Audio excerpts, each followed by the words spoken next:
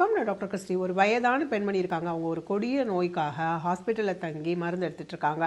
அவங்களுக்கு அந்த நோய் சரியாகி வீட்டுக்கு போவாங்க அப்படிங்கிற நம்பிக்கையே சுத்தமாக இல்லை. அவங்க மனதளவில் நம்பிக்கையே இல்லாமல் இருக்கிறதுனால அவங்களோட உடம்பு மருந்து மாத்திரைக்கு கொஞ்சம் கூட ரெஸ்பாண்ட் பண்ணவும் இல்லை. அவங்க உடம்பு கொஞ்சம் கொஞ்சமாக மோசமாகிட்டே வருது. ஆனால் அவங்கள பார்த்துக்கிறதுக்காகவே ஒரு ஸ்டாஃப் நர்ஸ் இருக்காங்க. அவங்க இவங்களை எவ்வளவோ மோட்டிவேட் பண்ணுறாங்க. நீங்கள் கவலைப்படாதீங்க, தன்னம்பிக்கையாக இருங்க, நீங்கள் சீக்கிரம் சரியாயிருவீங்க, அந்த மாதிரிலாம் வார்த்தைகளை சொன்னால் கூட இந்த அம்மா அந்த மரத்து நிழலை பாருமா, இந்த ஜன்னல் வழியாக இருக்கிற அந்த மர நிழல் அவ்வளோ மர கிளைகளோட அடர்த்தியாக இருக்கும் நான் எப்போவுமே செக்கப் வரும்போது. ஆனால் இப்போது நிழலே இல்லாத அளவுக்கு மரங்கள்ல இருந்து ஒவ்வொரு இலையாக உதிர்ந்துட்டே வருது. இதே மாதிரி என்னோடய நோய் ஜாஸ்தியாக என்னோடய உயிரணுக்களும் செத்துக்கிட்டே தான் வருது.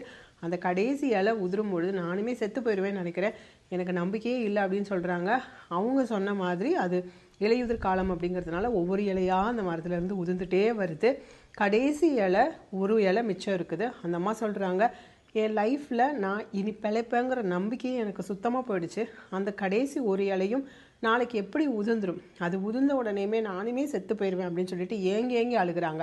இந்த ஸ்டாஃப் நர்ஸும் எவ்வளவோ அவங்கள தேத்தி பார்க்குறாங்கம்மா. அப்படிலாம் இல்லைம்மா, நீங்கள் தைரியமாக இருங்க, நீங்கள் மனசு தைரியமாக இருந்தீங்கன்னா மருந்து உங்கள் உடம்புக்கு ரெஸ்பாண்ட் பண்ணும், கொஞ்சம் நீங்கள் மனசை விட்டுறாதீங்க அப்படின்னு சொல்லிட்டு எவ்வளவோ சொன்னாலும் அவங்க கேட்கவே இல்லை.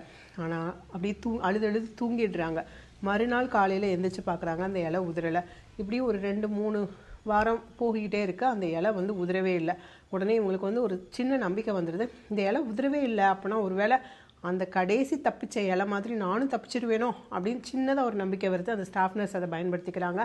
அம்மா, இந்த நோய்களில் பல விதம் இருக்குது, அதில் ஒரு சிலர் மருந்துக்கு ரெஸ்பாண்ட் பண்ணி பழைச்சவங்களும் இருக்காங்க அப்படின்னு சொல்ல ஆரம்பித்து அவங்களுக்கு நம்பிக்கை விதையை ரொம்ப தூவி விடுறாங்க. இதை கேட்க அவங்க மனசும் உடம்பும் மருந்துக்கு ரெஸ்பாண்ட் பண்ண ஆரம்பிக்குது.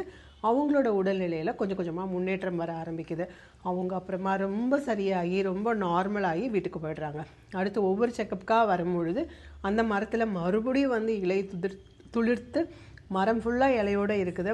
அதை அவங்க பார்த்துட்டு இப்படி ஆச்சரியமாக நிற்கும் போது அந்த ஸ்டாஃப் நர்ஸ் கிட்ட வராங்க. கிட்ட அந்த மரத்துக்கு கிட்ட கூட்டிகிட்டு போயிட்டு அதில் இருந்து அந்த கடைசி இலைன்னு சொல்லிட்டு இருந்து இல்லையா, அந்த மரக்கிளையில் இருந்து அந்த இலை துணியில் வரையப்பட்ட ஒரு இலையை அப்படி பிச்சு எடுத்து இவங்க கையில் கொடுக்குறாங்க. கொடுத்த உடனேயும் இந்த நோயாளியாக இருந்த அம்மா ஆச்சரியமாக பார்க்குறாங்க. என்னம்மா இது துணியில் வரைஞ்சிருக்கு அப்படின்னு கேட்குறாங்க. அப்போ தான் சொல்கிறாங்க, அந்த கடைசி இலையும் விழுந்துருங்கிற ரொம்ப பயத்தில் நீங்கள் இருந்தீங்க, எனக்கு என்ன செய்யன்னு தெரியாமல் உங்கள்கிட்ட நம்பிக்கை கொடுக்கறதுக்காக தான் இந்த மாதிரி துணியில் வரைஞ்சி வச்சேன். ஆனால் இந்த துணியில் வரைஞ்ச அந்த கடைசி இலை கொடுத்த நம்பிக்கையில் தாம்மா இன்றைக்கி நீங்கள் உயிரோடு இருக்கீங்க.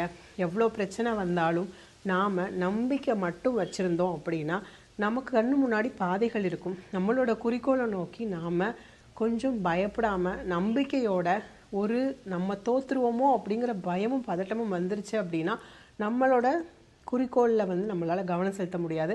அதனால் பதட்டம் அடையாமல் உங்கள் குறிக்கோளில் நீங்கள் குறியாக இருந்தீங்க அப்படின்னா கடைசி நிமிடத்துக்குள்ள கூட வெற்றி வாய்ப்புகள் நிச்சயமாக இருக்கும். பதறாமல் உங்களோட ஒவ்வொரு அடியையும் எடுத்து வைங்க. தேங்க்யூ.